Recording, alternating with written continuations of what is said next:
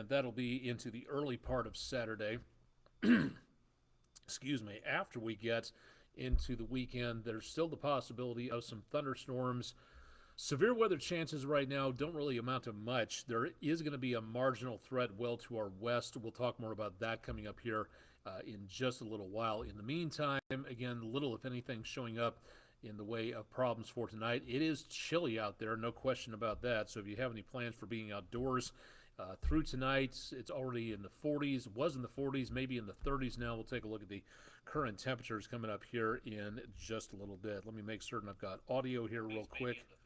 Okay, so far so good. Looking on there. And we're good to go for weather overtime for peak of the week Wednesday. It is the 6th of December. Time is flying by, so we are running out of month already. And it seems like we just got started about a month ago or so. We'll get into the forecast here in just a little bit and show you a little bit more about what we're looking for. A spectacular autumn picture, early autumn morning from Frankie Dunbar in Cleveland, Tennessee. Thank you very much for that view. That's our West Shore home weather window picture of the day. If you've got pictures, please send them to us at pictures@wdef.com, or you can post them to the social media pages in the comments section.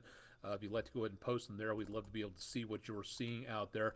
Tomorrow was supposed to be a little breezier. It looks like right now the breeze is going to hold off. Southwesterly winds at 5 to 10, and those southwesterly winds are going to be what we see bumping the temperatures up by just a little bit. Keep forgetting to mention, if you're on Twitch TV, welcome to the show. Thanks to everybody who's followed me in the last few days. If you've got a question, drop them into the stream chat function on Twitch, or again, drop them into the comments section on Facebook. If there's something we don't know, then I'll say so, and we'll try to get you an answer to what it is you're looking for out there. So please throw that in if you can. Likewise, tomorrow should be a good day on the golf course. It's going to be very frosty in the morning, so may want to let things warm up a little bit. But a mild day, just above normal temperatures. We spend most of today below normal, and then getting above normal again into the next day or two afterwards. But again, a jacket wouldn't be a bad idea. A coat in the morning if you're going to be out that early in the morning. Just below normal by a couple of degrees on the almanac page. 53 the official high at the Chattanooga airport. 55 is where we should be for this time of the year. 77 the record high, last setback in 1998, and a record low that hasn't been broken since 1937. My dad was 1 year old at the time on that one. Looking at the temperatures again for the day, 41 the low, 37 is where we should be. We're now behind for the month by a little bit less than an inch, and we're getting drier. We could use some more rain. We're still behind for the year, approaching 8 inches. I think we're going to finish up 2023 on quite the deficit, depending on what happens. Right now, in order to get anywhere above where the rainfall amounts are for right now, we need to make up just about 8 inches to just make it out of the year at an even amount of about 51 inches or so, give or take. Now, again, that depends on how much rain we get. Dividing all of this up by what we are behind at this time, we need approximately 2¼ inches per week for the rest of the year, for the next 3.5 weeks, basically, to equal out just to break even. And that's a lot of rainfall. So whether or not we get that is going to be rather on the interesting side to see if that actually happens. But we'll keep an eye on the rainfall chances, and we'll let you know a little bit more about what's coming our way. We did have some clouds, a little bit of activity drifting on through. Last night's rain is a distant memory. The flow now is offshore on the East Coast and the Gulf Coast, thanks to some areas of high pressure pushing in that general direction. The biggest and closest one is over into the Red River Valley, and we'll see that continue for now. The air moving this way, heading offshore, so that's cutting off the Gulf and the East Coast. Our next storm system is sitting well off to our west, and it's just beginning to make its way across the West Coast. Now, in the next couple of days, what we're going to be seeing is this storm system making its way across the country, developing a pretty decent area of low pressure as it goes farther to the east, and that is going to draw up moisture. With that area of high pressure helping out, that'll start moving moisture onshore for this system to start interacting with. And as that happens, we'll be looking at better potential of showers and thunderstorms, maybe a brief possibility of some winter weather, but emphasis on the word brief. We're just not seeing that much going on for our potential. Frosty in the morning, temperatures back in the lower 30s. Mid 50s, should be at to just above normal as we get into tomorrow afternoon, but otherwise not bad. Again, just about as typical as you can get for this time of the year on Thursday. More clouds and winds out of the southwest. That'll keep temperatures up a little bit into the early portions of Friday morning. Friday afternoon, easily back in the mid to upper 50s. Looks like that'll be about the best we can do for now. A few 60s out to the east and to the southeast and the northeast of us for now, as temperatures remain quite mild there. Chances of rain start to make their way in as we go towards Saturday morning very early. No sign of any frozen precipitation coming up, but that could be an issue. And then later on Saturday, late afternoon and evening, that's where that next line starts coming on through. And anything that develops in advance of that line, that is where we could see the potential of some more rougher weather coming our way. I don't see any severe weather. The Storm Prediction Center is showing nothing in the way of severe weather for tonight. We're seeing nothing in the way of severe weather for Thursday. What we are seeing is a marginal threat on the 3-day forecast, well back over toward Fort Smith, Tulsa. The Oklahoma area is going to see that pickup of the potential of some areas of rain and thunderstorms there. Some of those thunderstorms have a marginal threat of becoming severe. The pale green polygon is just for generic thunderstorms, and keep in mind that's for Friday, so nothing is showing up over where we are. We will see that potential of more showers and thunderstorms developing as we get toward the weekend, and that's where we need to be paying attention. But for right now, the day 4 forecast shows the potential of thunderstorms becoming severe from Memphis down to about Houston, Texas. So for right now, that appears to be, again, the worst activity close enough to us. There's no indication in any of the Storm Prediction Center's forecasts for severe weather for the area on Sunday, or in fact at all at this point. So that's good news, and hopefully it'll stay that way as we see some calm conditions going on for the area for the most part leading up to that. And then we see, again, no major problems after that into next week. The 7-day forecast, looking at Island Cove Marina and Resort on the EPB Fiber Optics WeatherCam network. And we see, again, less in the way of anything going on in the way of clouds, some nice stars and planets out there for a good view for this evening. And the good news, again, I think for now is going to be the best possibility of seeing thunderstorms just on the weekend. Doesn't look like a widespread threat of severe weather, as we said, but it does look like indoor activities would be a very good idea as we get into the weekend. So please keep that in mind. Temperatures hit their peak around Saturday, mid to upper 60s there, and then cooling off below normal as we get into next week with plenty of sunshine. How much rainfall we get out of this, still a bit on the iffy side, but we'll keep an eye on that for the potential of anything stretching out. We could use the rainfall. A lot of folks in motion at this time of the year for holiday events, catching up with the loved ones, getting out and about for whatever reason, holiday parties and everything of that nature. So again, please keep it tuned to News 12, and we'll keep you updated on those potentials for right now. Weather Where the Troops Are, it's our little segment dedicated to what's going on at various locations where American service personnel may be serving their time and helping out with whatever missions they may be on. This is all free information over the internet. None of this is classified information. None of the locations are classified on here, but we give you the closest location we can and give you an idea as to what it is like. For instance, for Camp Bonsteel, the closest weather reporting station in the former Yugoslavia is in Skopje. I hope I'm saying that right. 43 degrees. Dew point at 43, so it's very humid, but no rainfall being detected, and calm winds into and around that particular area, so not bad. But we can pick up some pretty good amounts of winter weather in other various spots, excuse me, in the southern part of the Netherlands, 32 degrees. A bit of a wind out of the south at 6 miles per hour at Volkel Air Base, home of the 52nd Fighter Wing in Eindhoven, and a wind chill of 26 degrees, so a bit on the cold side there. Excuse me, even colder conditions well back on up to the far, far northwest and into around the northeastern part of Canada. 15 degrees at Thule Air Base at Pawtucket Airport. Southeast winds at 6, giving a wind chill of about +7 there. Into around the Horn of Africa. Camp Lemonnier, we lost the data earlier. Looks like the data is back for right now at the Naval Expeditionary Base in Djibouti. 79 degrees, dew point at 73, and 82 is what it feels like there. A little farther over to the north and east, let's go back to Iraq and see what the situation is there. 57 in Baghdad, a few clouds there, also in Najaf, also in Ankara, and into and around the area of Basra. Clear skies, 50 degrees, 46 at Suleimania International, 54 degrees at Al-Assad Air Base there. Let's go back over into and around, where are we going here? Back into the middle of the Pacific.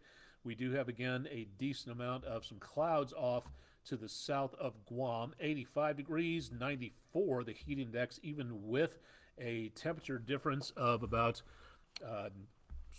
6-7 degrees out there, almost 9 degrees out there. So we did manage to get a decent amount of some very warm conditions, but a little bit on the warmer side there for now. Let me see if I still have it someplace. I think we had it here from around the islands of Japan.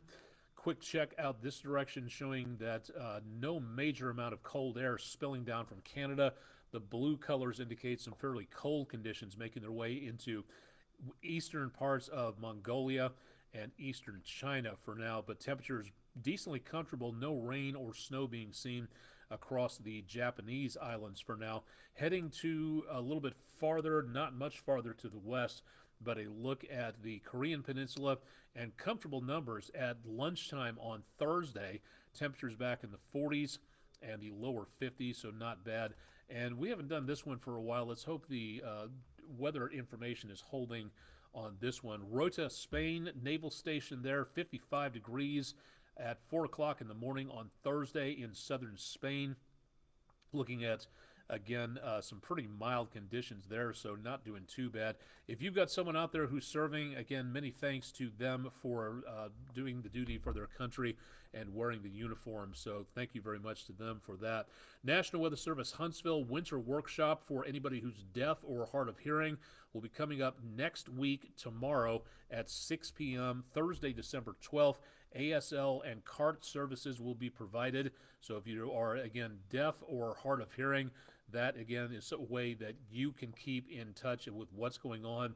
Great to see the National Weather Service including the deaf and hard of hearing community to make certain more people are informed with what's going on, including more people with that can help us study weather and also help all of us stay safe. So something to think about on that. Last night was the National Weather Service Huntsville training the areas of DeKalb and Jackson counties in Alabama.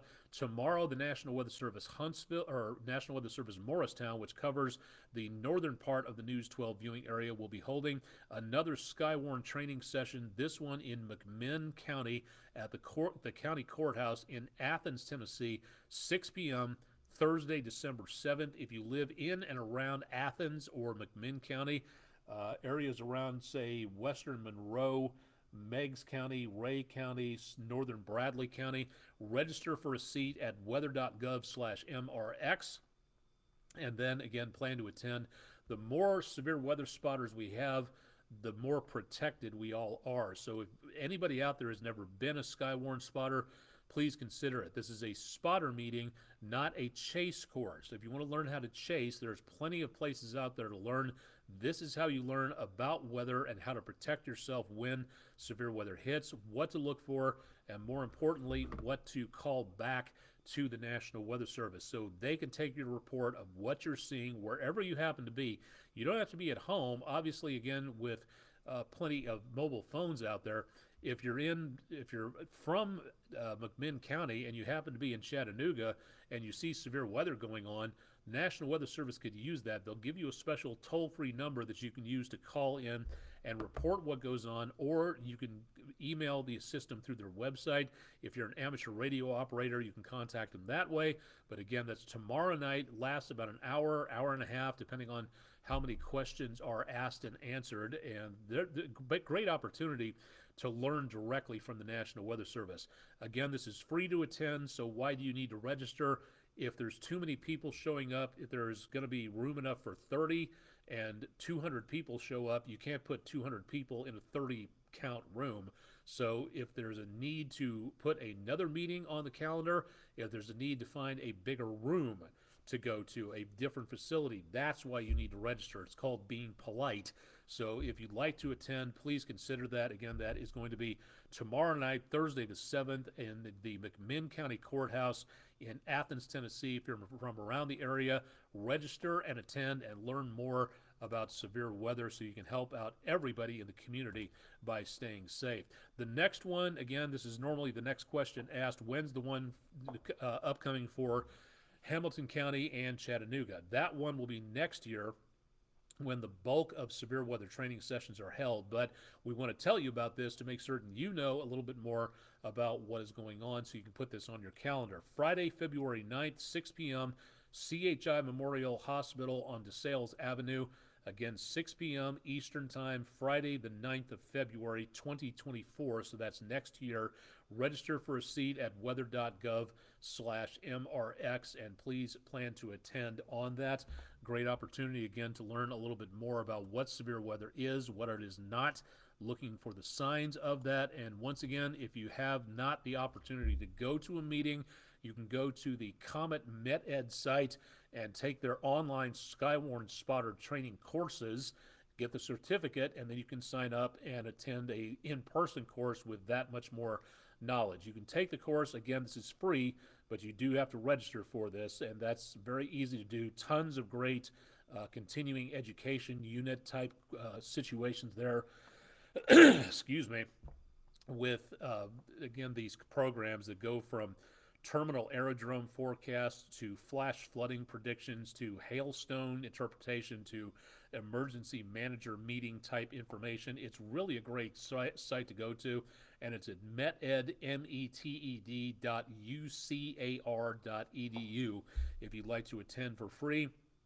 The authors of the course and the UCAR site recommends that after you successfully take this course, take one in person like the one tomorrow night in Athens to make certain that you are up to date on things, and so you can be on the National Weather Service contact sheets in case something happens that they need to be able to contact you on there. So something to think about. Please consider becoming a Skywarn volunteer so we can all stay safe. The year 1816 is known as the year without a summer. What actually caused that drop in temperatures? It was a disastrous year 200 years ago when crops failed. They had frost in summertime in some parts of the world, mass starvation going on. It just goes to show just how delicately balanced our atmosphere and our environment on this planet is, and how a fairly small thing by comparison can change all that. The most votes went to the pollution from coal fires that people use to stay warm.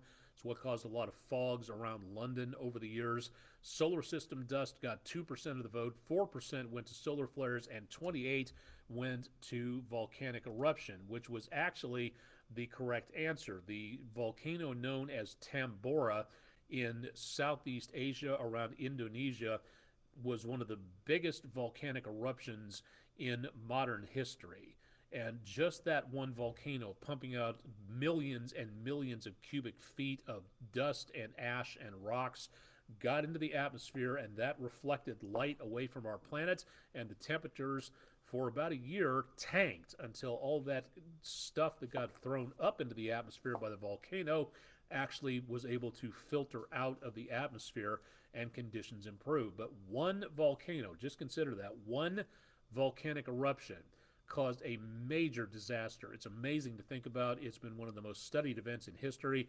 It's really cool to take a look and see the effects of which that happened, but very scary to consider that ever happening again. But that is the answer to our Panaagua Auto Mall weather question of the day. So thank you very much for being our sponsor, And thank you very much again for voting in our poll. A new question goes up at midnight, so please be sure to stop by wdef.com/vote now, and we'll have more there for you on that. I think that should do it for tonight. We're going to end things a little bit sooner. We've only been on here for about 20 minutes, usually go for about a half an hour or so, keeping people informed.